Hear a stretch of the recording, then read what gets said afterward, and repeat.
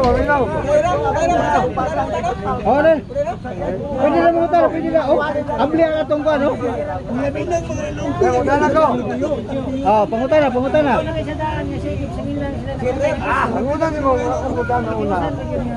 Yung kaganina, nga si Kristo wala magtamod sa mga sulat sa Biblia. Asa na magbasa nga si Kristo wala magtamod sa sulat sa Biblia. Kung gusulti nga si Kristo. Wala ko. Bisag ako mo dito, wala ko kadungog ano. Istorya ba? Wala ko kadungog. Wala ko kayo yung istorya. Wala ko kadungog. Ang akong giingon, ako ang ipahinumdom sa imo, ba? Ako ang ipahinumdom sa imo. Wala niingon si Ginoo nga sa Kristo nga lakaw mo tibok kalibutan pamasa mo Biblia, wala sa nisulti. Ang gingon niya, tudlo sila. Buti pasabot ang instruction oral. Teaching. Kung natin mabasa sa Biblia. Okay. Usa mo na. Mangutana o Sige. Pangutana. Pero si Kristo si pinadayag ni Kristo sa Uwintres. Wala na mga basa sa sulat nini. O mga patilong nini, bulahan. So kapag hindi nagbulahan, pangutana. Kanino makaganina na wala siya sa pagsubok sa mga kwan, wala siya magpadala og sulat. Pangutana, matulog mo ganina wala. So karon, mali ba niya akong nabasa nga unod tres sa pinadayag? Ang mali ikaw. Nga ang bulahan, dili man. Basa lang ako, bulahan ako nabasa. Ayaw na lagi pagmutana, lagi badugay. Mali ba to? Okay, ang mali ikaw, dili bulahan ba ang nabasa? No. Ang mali ikaw, dili ang nabasa. Kanang sa gipadayag kapitulo 21, katong bulahan ang nagabasa og kanang sa 1:3. Refer naman na sa Book of Revelation. Dili man dili man na refer sa Biblia. Ngano man kay kana nga panahon wala man gyud nahitabo nga diin ang kining maong gitawag og mga apostoles kaila sila Biblia. Kana nga panahon pay Biblia. Katapos ang librong nasulat mo anang Book of Revelation. Onya wala pa pud sila kanon. Buti pasabot kanang official and final list nga ilahang tukuhan as sacred and tawag kanang inspired written books. Nga naman kay before 300 years na ay daghang mga nasulat ng mga apostoles o mga disipulos. For example, Acts of Peter and Paul, the Gospel of St. Thomas, daghan. So wala pa sila final list of books. So kung imuhang ipugos kanang Revelation chapter 1 verse 3 nga bulahan ang nagabasa refer na sa tibok Biblia, imong gimaumaog sabot ang Biblia. Mabot ni gamit og word nga niini sa English demonstrative pronoun this singular. Buti pasabot refer to a single book, dili refer sa daghang mga libro. And remember, ang Biblia composed of many books. Next question.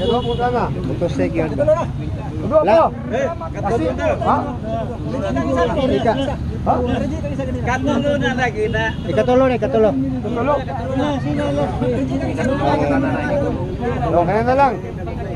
Ano na lang? Last question. Mana yung last question nga? Sarod, babag. Ito bago, ikaw din magtanong pa mina. Sige. Karon, sa Juan 1:1, ang pulong, si Kristo ng bato di mo namulong. Premise. Bato di mo namulong. Pag nakaw ka mo sa tanang kanang surat, pag imuwa silang amulan, matod di mo, wala silang magdalag Bible. Karon, ang Bible mo ang pulong, di ba? So karon namulong si Kristo, katong pulong nga dili ba to Bible para sa mo? Okay, niya. Kung isulat pa tanan, di kina mahitabo nga masakto ng tibuok kalibutan sa mga sunulat. Ay pakadali lang. Pag ingon na gano'n sa Kristo nga tudluin sila sa tanan, ang buti pasabot gitawag siyang oral teachings with the oral tradition. Kanang gitawag og Biblia, part lang siya sa Word of God. Nga naman kay ang pulong ni Kristo di man mo pwedeng ihigot lang sa usa ka libro. Nga naman kay ang truth, ang kamatuoran, di naman kay nagapunting lang sa usa ka libro. Ikaduha, pag ang kanang miingon amang God nga kanang Biblia pulong sa Dios dili si Kristo. Ang nisulti ana ang simbahan Katolika. Tuo pud ka. Di ba? Supak mo sa simbahang Katolika pero nituo mo sa tudlo sa Iglesia Katolika nga ang Biblia pulong sa Dios kasi may tudlo ana. Nga ang Biblia pulong sa Dios bisan pag wala nakasulat sa Biblia letra por letra. Kadang giingon sa balaang kasulatan from St. Matthew hangtod sa Revelation, gisulat na sa nagkadaiyang panahon o sa nagkadaiyang tao. Ang simbahang Katoliko nga niingon na nga kanang mga libro ha i-include nato sa scripture nga tawagon natong Biblia. Katoliko ni nitudlo ana. Ano nituo man ko? Tungod kay gitudlo sa iglesia gitukod ni Kristo. Kamo ano nituo man mo nga ang iglesia ang kanang Biblia pulong sa Dios kaysa natudlo ninyo na. Unsa sita sa Biblia na? Kristo. Sige sir. Sama ko? Sige. Si Kristo ha. Biblia pulong sa Dios ha. Sige. Sama ko, Galacia.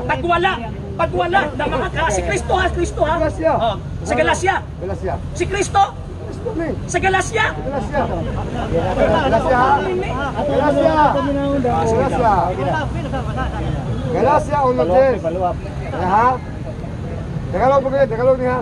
Sapagkat ako, ingon si Apostol Pablo, sapagkat ako bagay nangikayat ngayon sa mga tao o sa Diyos. O ako bagay nagsisikap na magbigay lugod sa mga tao.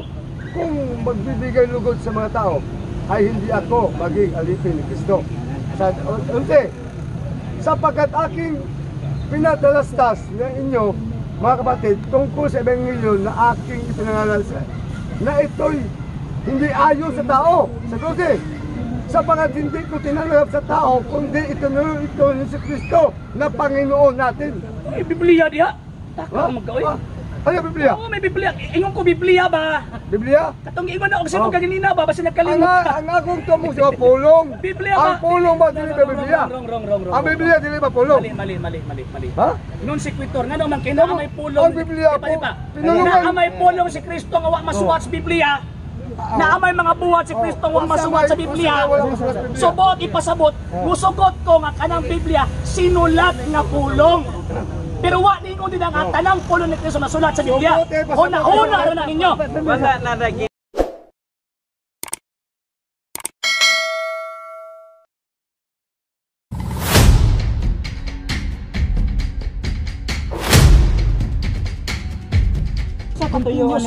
Katuyuan sa Diyos nga Amahan diya sa John 3:16.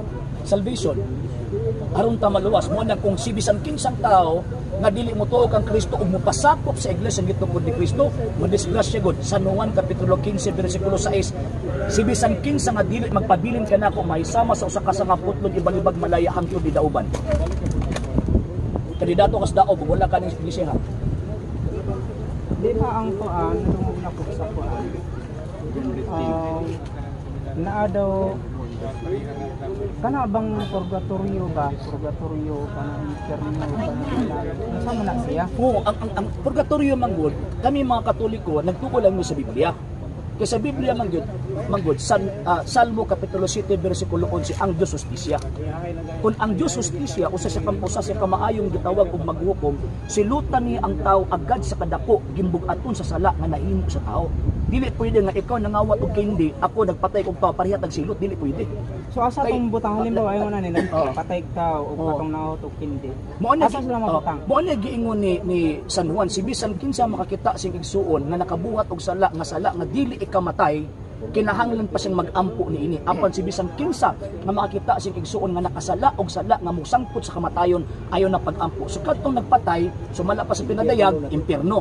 Pinadayag kapitulo 21 bersikulo 8. Pero kadtong gitawag og tao nga nakakawat lang og kindi sa sala man gito. Nya pinadayag 21 27 di man gito makasulod sa langit kay naman sa lama.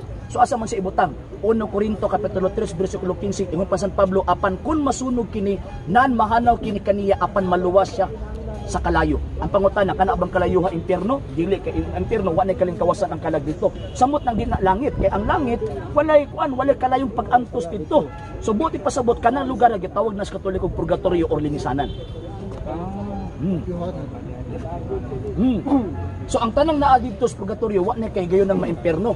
Kay gihinlukan na lang man sila giandam para sa langit. So ang tanang naa sa purgatorio giandam para sa langit. So ang amo ang pag-ampo nga palingkawason sila sa madaling panahon sa ang mga kalag na alto kay nag-antos magpuna sila kay temporaryong pag-antos man. Mao din ang kasabot. Oh yes, sa purgatorio. Mao na ang sa Biblia wala gyud nabay na sulat nga purgatorio. Di pag may yung tag letra por letrang mabasa ang simbahang Katoliko nagsunod sa pagtuong kang Kristo ni Kristo nga kung nagtudlo si Kristo nga kinahanglan basahon gyud mo sa Biblia. Walay seta sa Biblia nga nagsulti si Kristo nga sige, manudlo magpagtulunan, pasahatan na sa Biblia. Wala oy.